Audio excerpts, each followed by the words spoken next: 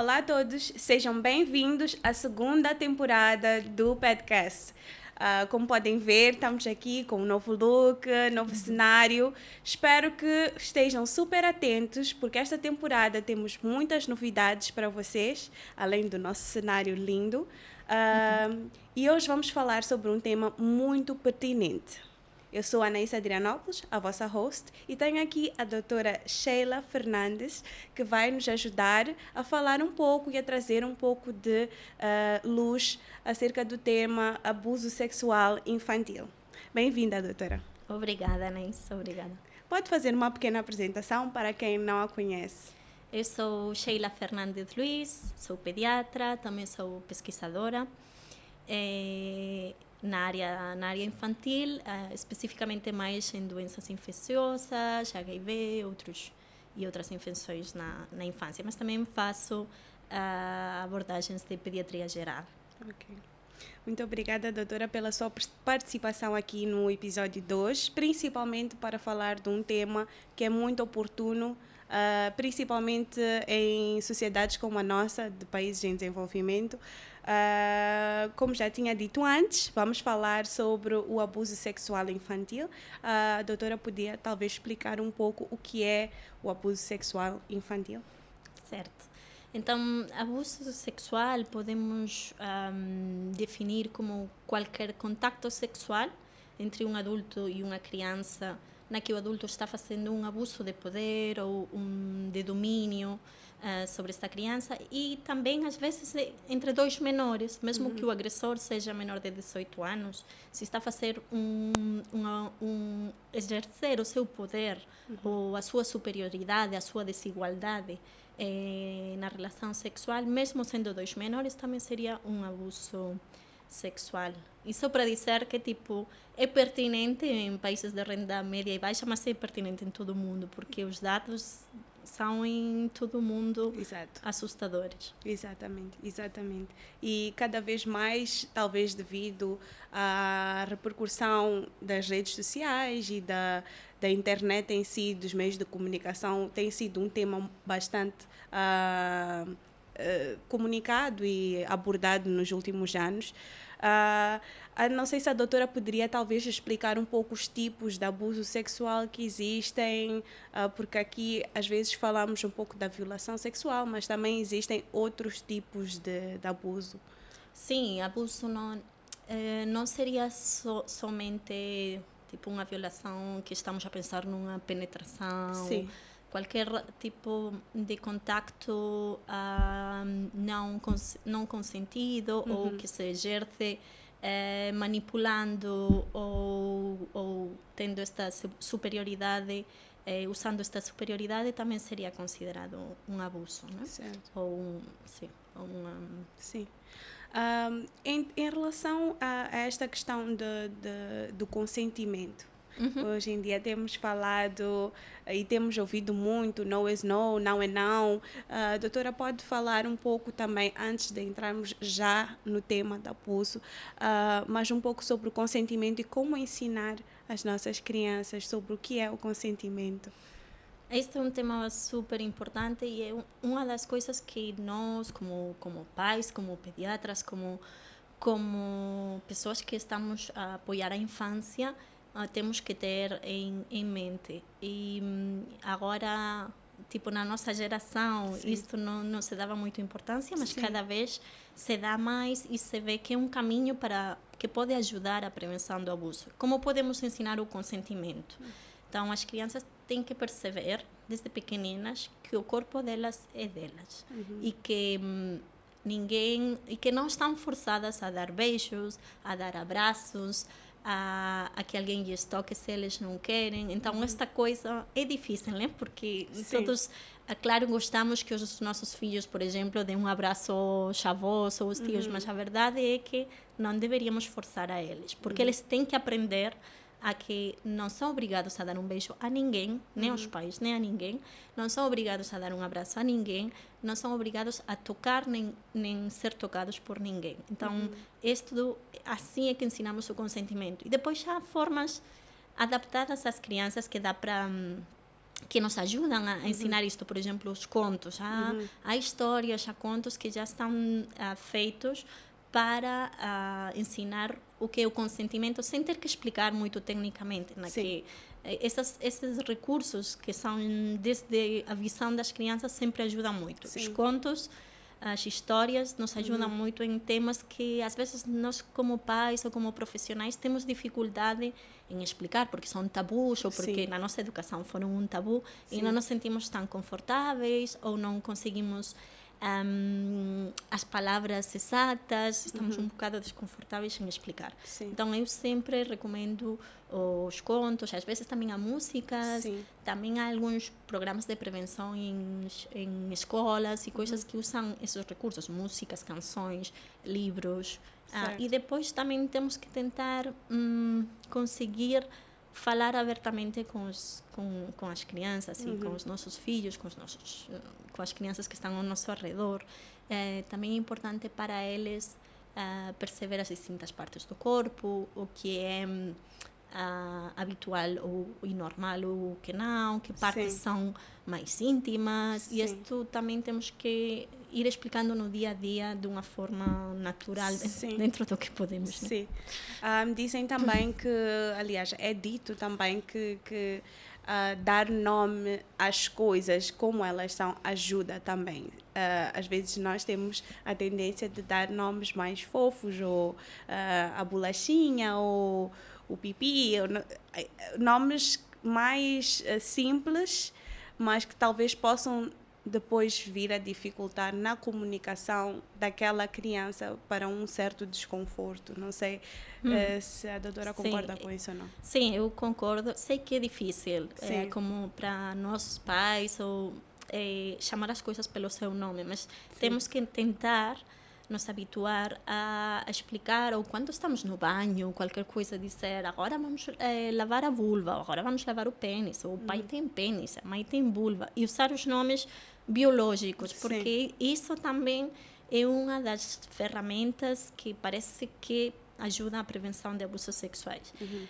Mas, claro, é isso. É um bocado lutar contra o que nos sai natural, porque assim nos ensinaram a nós. Não é que a nossa geração, ninguém nos ensinou, ou pelo menos a mim, ninguém nos ensinou a dizer vulva, pênis, vagina, e então nós estamos confortáveis, mas está em nós, agora que sabemos que é uma ferramenta que pode ajudar a um tema tão importante, está em nós tentar lutar contra isso que nos sai naturalmente e fazer o esforço, e que os nossos filhos ou as nossas crianças na consulta, no meu caso, saibam que é normal chamar as coisas pelo seu nome. E é um nome biológico, e igual que falo de uma mão, falo do pênis, né? E nós também, como pediatras nas consultas, também podemos fazer isso e pedir permissão antes de explorar, dizer posso, e antes de retirar a cueca. Isso é importante, e também como pais, né? Antes de lavar no banho, antes de limpar, dizer, olha, agora a mãe ou a tia vai limpar aqui, já sabes que é uma parte íntima, mas estou a ajudar para limpar, ou queres limpar tu sozinho, se é uma criança mais crescida. Isso também ajuda ao consentimento, pedir permissão e chamar pelo nome. Isso é super importante. Só que é difícil, né? Sim. E já agora, quais seriam os sinais do abuso sexual? Quais são os sinais que pais, familiares devem estar atentos quando se trata de uma desconfiança de abuso sexual? Bom, claro, aqui há muitos graus, né? Porque há sinais que podem ser físicos, por exemplo, dor nos órgãos genitais, ou infecções recorrentes, ou infecções mais estranhas nos órgãos genitais, ou às vezes são coisas que são mais sutis, que são mudanças de comportamento, ou uma criança que começa a ter medo das pessoas estranhas, ou de certa pessoa, que não tem por que ser estranha, porque de facto a maioria das vezes, cerca de 90% das vezes, o agressor, vou dizer porque normalmente são homens, mas o agressor ou a agressora é do entorno da criança, é alguém próximo à criança, é familiar, ou é alguém que conhece bem a criança. Sim. Então não tem por que ser um estranho, porque normalmente não é um estranho. Uhum. E então, isso. Exato.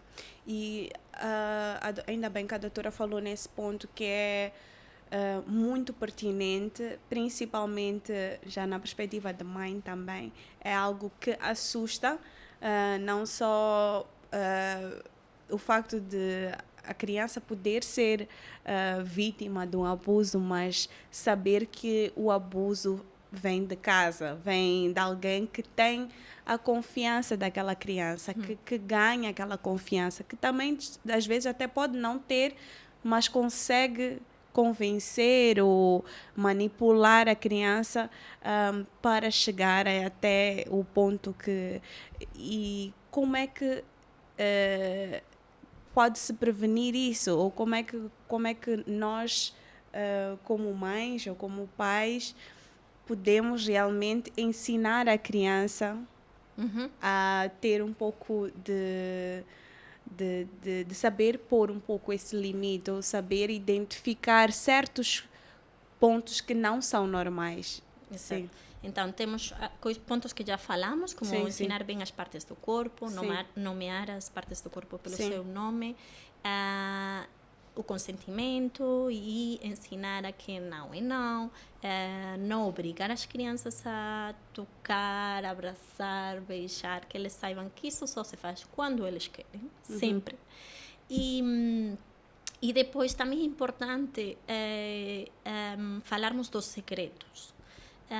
Normalmente, quando há um abuso, e sobretudo quando é de alguém próximo, que a maioria das vezes, vão usar a ferramenta do segredo, dizer, este é um segredo entre nós, não podes dizer aos pais. Não. Então, as crianças também têm que saber que não há segredos com os pais. Os segredos, e sobretudo os segredos, são coisas boas. Ensinar a eles que um secreto é, vamos dar este brinquedo ou este presente a alguém, não vamos dizer até entregar para que fique feliz, para ser uma surpresa. Mas não é um secreto algo que nos faz sentir desconfortável. Eles têm que saber que qualquer coisa que os faça sentir desconfortáveis, eles têm que dizer aos pais. E depois também temos que criar uma confiança e que a criança saiba que nós vamos acreditar no que nos disser. E acreditar. Sim. Não é? Porque, claro, quando o agressor é alguém próximo, isto é muito doloroso e muito difícil para qualquer família ou para qualquer entorno, porque temos uma relação com esse agressor. Sim. E também a criança tem uma relação com esse agressor. Então, ficamos assim um pouco confusos como saber gerir. Sim. Mas estamos aqui por um motivo importante e temos que acreditar na nossa criança e separar desse agressor. Sim. Então, para prevenir isso tudo que podemos fazer, e se acontece, temos que acreditar no que diz a criança e proteger a criança. Certo. Quais são as pessoas ou as crianças neste contexto do podcast que a doutora diria que são as mais vulneráveis ou que estão mais no grupo de risco para o abuso sexual? O que a estatística nos diz é que são as meninas. Sim. E são as meninas em idade prepuberal. Porque acontece mais, não sim. Não ou porque é mais relatado também. Também. Sim. Sim. Porque hoje em dia, de facto, ouvimos um pouquinho mais casos de abuso sexual a crianças ou adultos até do sexo masculino, mas ainda há muito tabu e muita vergonha por detrás disso. Houve-se também casos de pessoas que foram abusadas na igreja, homens, ou em escolas só de um tipo de género. A doutora diria que talvez também, num contexto mais para Moçambique, as crianças que estão em famílias mais desfavorecidas, as crianças que... não se tem visto relação com o status socioeconômico ou com... a verdade é que acontece em todos os contextos. E os últimos dados, a nível mundial, não de Moçambique, dizem que 1 de cada 5 adultos tem algum episódio de abuso Sim, sexual na no sua passado. vida. Sim. Por isso é muito, muito frequente e é frequente em todos os contextos. Claro que se há algo desestruturado, acredito Sim. que tipo, Há mais estás tendência, mais sim, desprotegido. exatamente. Mas não socioeconômico. Certo. Isso não. Dizia isso muito também talvez hoje em dia já não, mas já há tempos atrás, a questão das famílias mais desfavorecidas são as famílias que se encontram mais no norte, que são famílias que estão mais expostas a outro tipo de dificuldades e que têm a tendência talvez até de fazer a troca de uma criança para um certo tipo de bem. Existe isso também, a questão dos casamentos prematuros, as uniões prematuras. Temos falado muito e as organizações grandes têm feito muito palestras e campanhas para lutar contra a união prematura, porque não é normal uma criança de 10 anos estar unida matrimonialmente com um adulto de 30 ou unida matrimonialmente, mas sim, dizia muito por causa disso, porque realmente o que acontece mais para o norte realmente é isso, a questão das guerras e isso expõe as pessoas a certos tipos de... Num contexto de guerra, sem dúvida. Aí sim que há mais. Sim. Há um abuso de poder muito importante e Sim. em todos os países que há algum tipo de conflito de guerra, Sim. há mais abusos sexuais. Sim. Isso está relacionado, Sim. sem dúvida. E depois, sim, naquelas regiões onde ainda há muito casamento forçado, digamos, né? Porque não é uma criança que está a decidir isso. Sim. Nem que tem que decidir isso. Sim. Aí também, isso é um abuso sexual. Tu Sim. estás a forçar alguém Sim. a viver e a ter relações com alguém pela escolha de outro, né? E abusando da superioridade Da de uma exatamente. criança.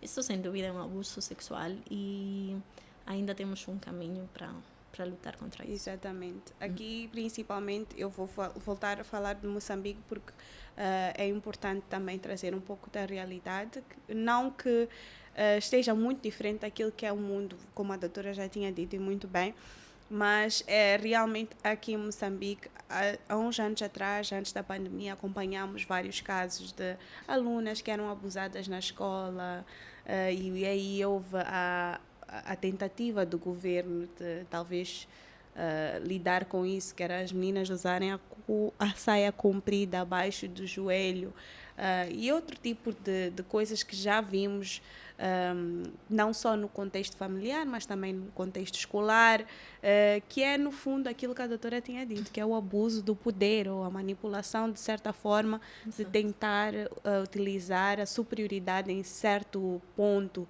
para obter.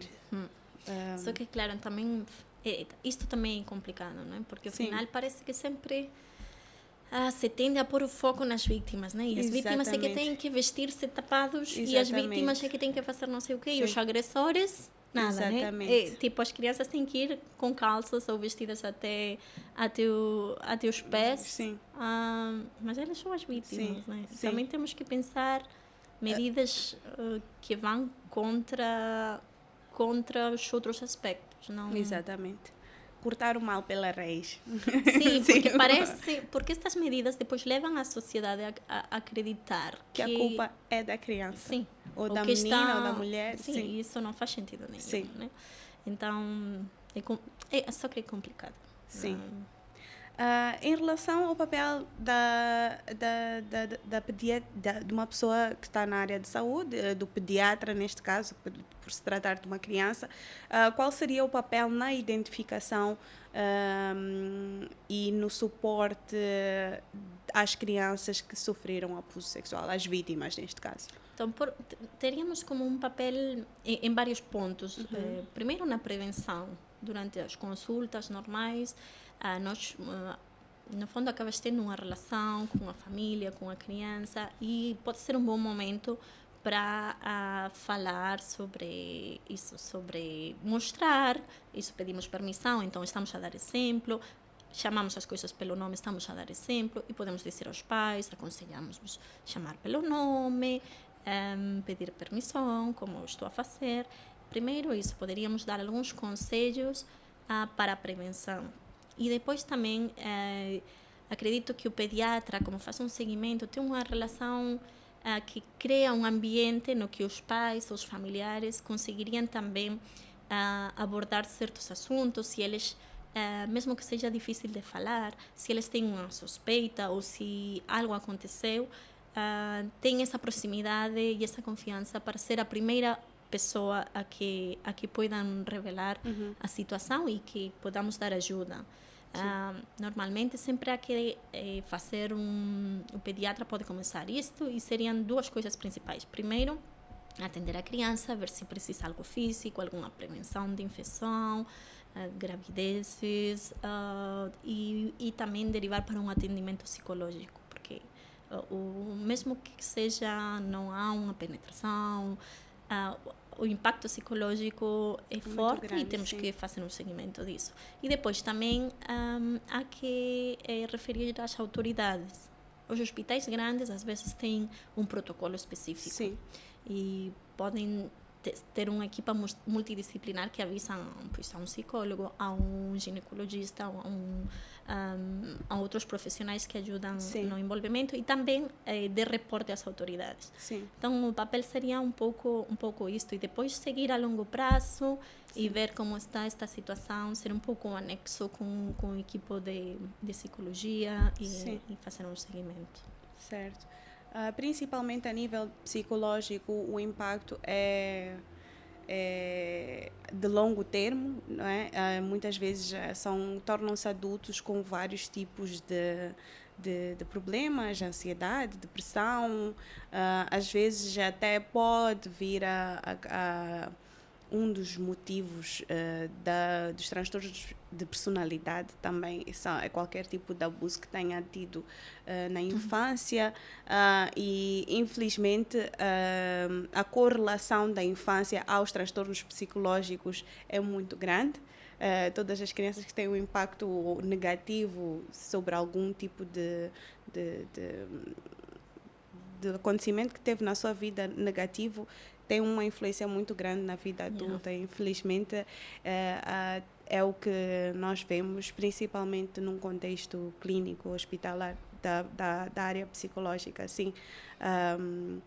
Mas, infelizmente, é muito difícil, como a doutora dizia, tratar esse tipo de pessoas quando também não há um apoio da família. Então, como é que um pediatra, um médico pode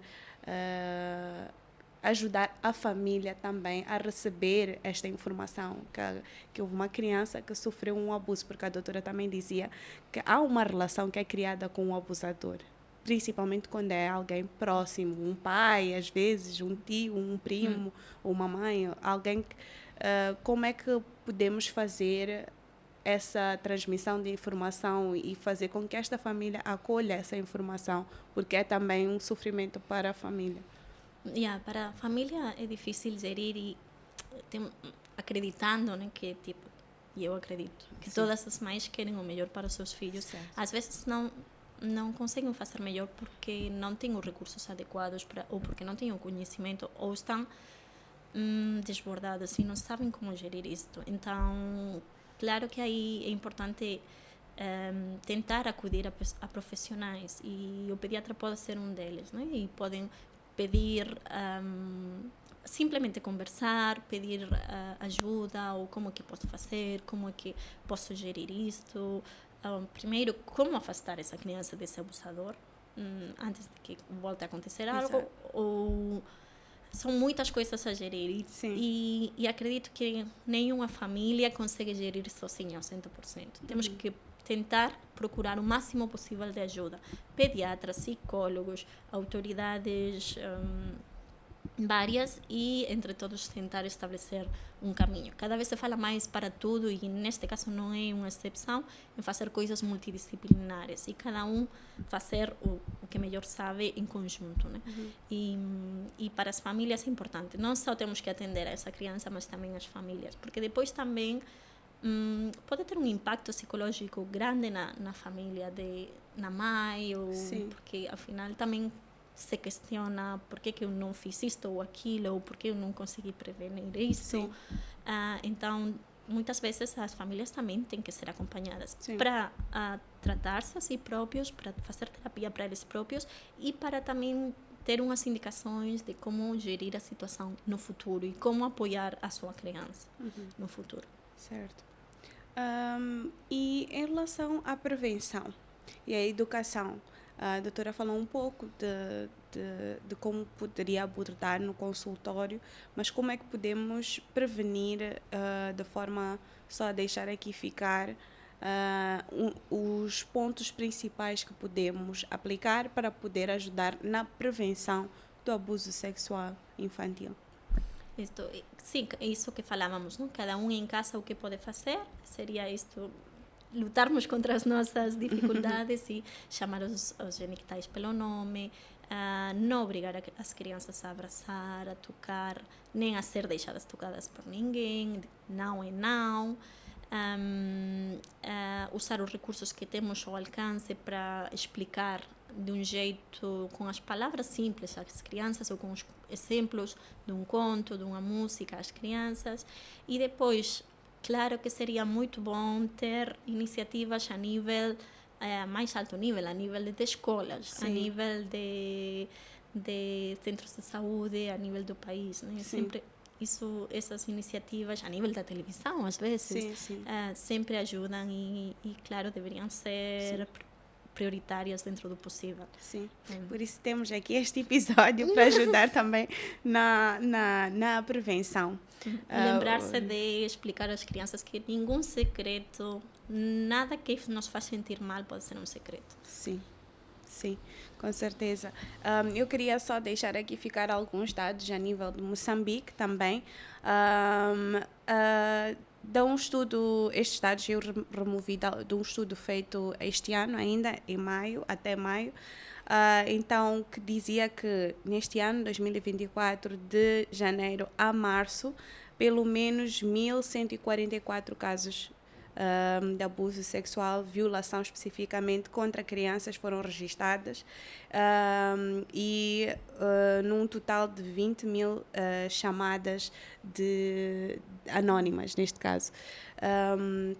E que, claro, também há uma referência no estudo que a maior parte, infelizmente, dos casos são no norte de Moçambique, provavelmente por causa das condições, não só a nível de instabilidade social, mas condições gerais e culturais também, por causa dos casamentos prematuros, como já tínhamos falado.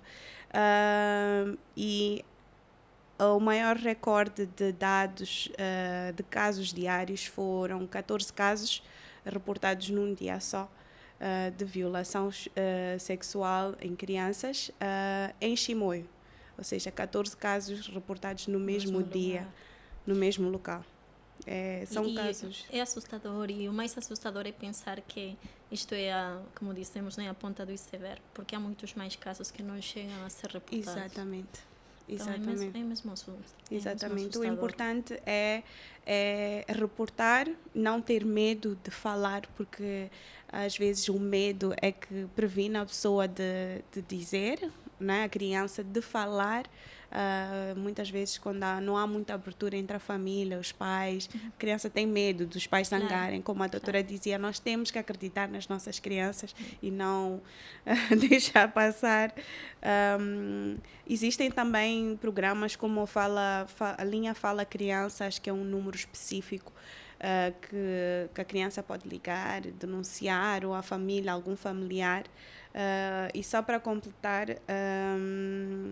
que como a doutora tinha dito, 800 destes casos que foram denunciados até março, 800 casos eram meninas, mas o resto também eram rapazes. Então, o problema não é só de género. Não é só de género. Não sei se a doutora queria deixar aqui ficar mais alguma informação importante. Não, só termos em mente que pode acontecer